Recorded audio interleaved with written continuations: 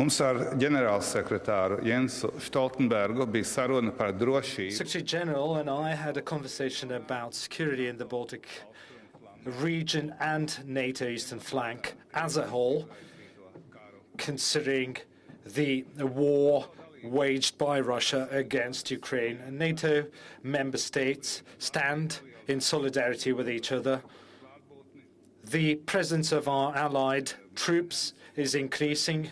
Right now in Latvia, an enhanced forward presence battle group has been also increased. Canada has already promised to increase the number of its troops present here in Latvia. Spain and other EFP countries have also committed to the troop increase. This is our response to the new situation, security situation in Europe.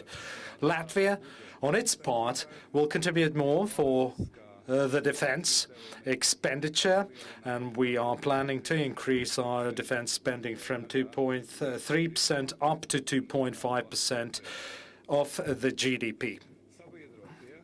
As regards to our allies have confirmed or reassured us that the Article 5 of NATO treaty is sacrosanct, and President Biden, US President Biden, has reiterated that also a number of times, promising that the NATO will defend each inch of the NATO member state territory. We're a defensive alliance. Nevertheless, we're ready to defend each other using the superior assets that the NATO holds as the alliance and as the strongest military and defense organization in the world. Meanwhile, what Ukraine needs now most of all is all kinds of assistance, including military, financial, and humanitarian aid.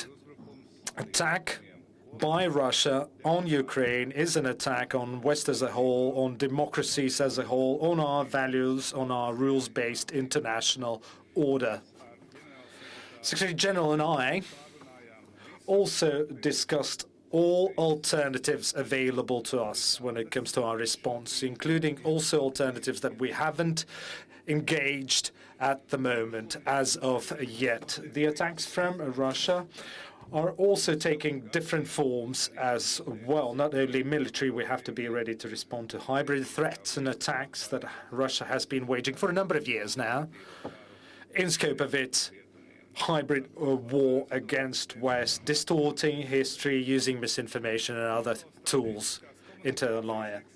NATO Center, Strategic Communications Center of Excellence, which is based in Latvia, is an important element in our fight against Russian lies and fake news. I told Secretary General how important it is for us all to take care of delivering true, reliable information to Russian inhabitants on what Putin's regime is doing in terms of its aggression in Ukraine. We also discussed the preparations for the next NATO summit in Madrid and also NATO strategic concept, which will be approved during the Madrid summit. It must take into account the new realities in Europe and the world. We must realize that Russia is an aggressive country, and that needs to be reflected in the NATO new strategic concept. Thank you. Thank you. The floor is given to the Secretary General Stoltenberg. President Levits, dear Egil, thank you so much for this warm welcome. It's always a pleasure to be in Latvia and to meet with you again. We just had an important discussion about Russia's brutal invasion of Ukraine and the implications for our security. The Ukrainian people and armed forces have inspired the world with their courage. But President Putin's assault continues, and the humanitarian impact is devastating. Many civilians have been killed or wounded, and 2 million people have fled Ukraine. This is Europe's fastest growing refugee crisis since the Second World War. There are very credible reports of civilians coming under fire as they try to evacuate. Targeting civilians is a war crime, and it's totally unacceptable. We need real humanitarian corridors that are fully respected. We made clear for months that President Putin would pay a high price for renewed aggression against Ukraine. And this price is exactly what he is paying now. Russia has been hit with severe and unprecedented sanctions and near total isolation on the world stage. Allies are helping Ukraine to uphold its fundamental right to self-defense, stepping up with billions of euros worth of support and opening their borders and providing aid for refugees. The suffering we now see in Ukraine is horrific. It affects us all. And we have a responsibility to ensure the conflict does not escalate and spread beyond Ukraine. That would be even more dangerous, destructive, and even more deadly. The situation could spiral out of control. To make sure there is no room for miscalculation in Moscow, NATO has significantly strengthened our presence in the eastern part of our alliance.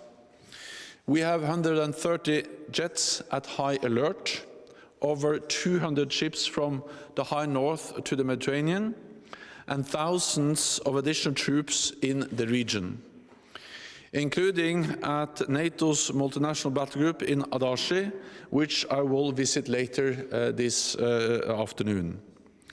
Allies, including Canada, the United States and Spain, are deploying hundreds of additional troops here. We will protect and defend every inch of Latvia, and we will protect and defend every inch of all Allied territory. North America and Europe together, standing strong in NATO, the strongest alliance in history. So, President Levits, NATO stands united at this critical moment for our shared security. Thank you again for hosting me here today. Thank you. Thank you, Secretary General. Paldies. Lūdzu, mums ir laiks jautājumiem. Thank you. We have time for a couple of questions. Hello, my name is Maria Andreeva, Current Time Television. I have a question to Mr. Stoltenberg. So for now, in these situations, after almost 2 weeks of war in Ukraine, how NATO can help or how NATO will help Kiev? Do you have a plan? The last thing was, I didn't hear the last part of your answer. Do you have a plan how NATO can help Kiev? NATO allies provide support to Ukraine in many different ways. Allies provide military support to help Ukraine uphold the right for self-defense. Allies have done so for many years. Canada, who is present also here in Latvia with the leadership of the battle group, has actually helped to train tens of thousands of Ukrainian soldiers over the last years. And many other allies have provided equipment and support, and they have stepped up over the last days and weeks with more support to Ukraine to help them in their courageous fight against the invading Russian forces. Allies also provide fiscal, financial support to Ukraine and humanitarian aid. Then NATO allies, together with partners, the European Union, have imposed unprecedented economic sanctions, which we now see are having an effect.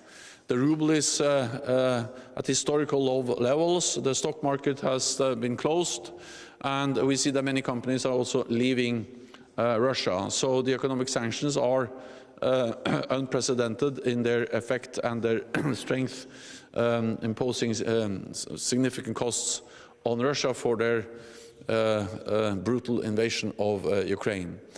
And then, of course, allies are also making sure that we protect all allies.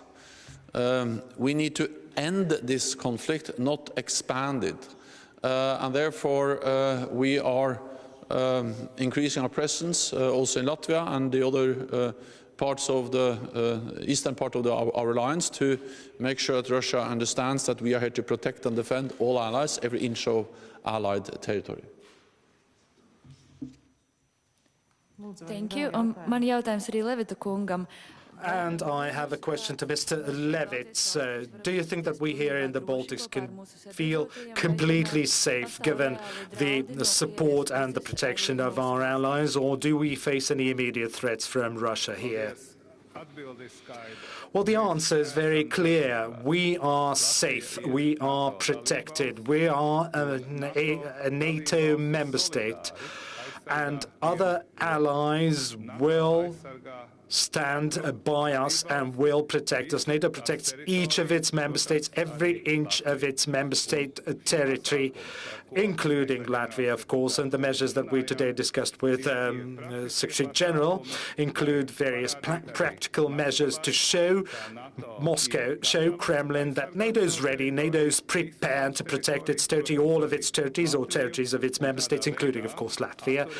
And that way we will deter Moscow from further aggression, because Moscow only understands brute force, and NATO is the most powerful defensive organization in the world. Thank you. This concludes our press conference. Thank you all. And first of all, of course, thank you, Secretary General, and thank you, President.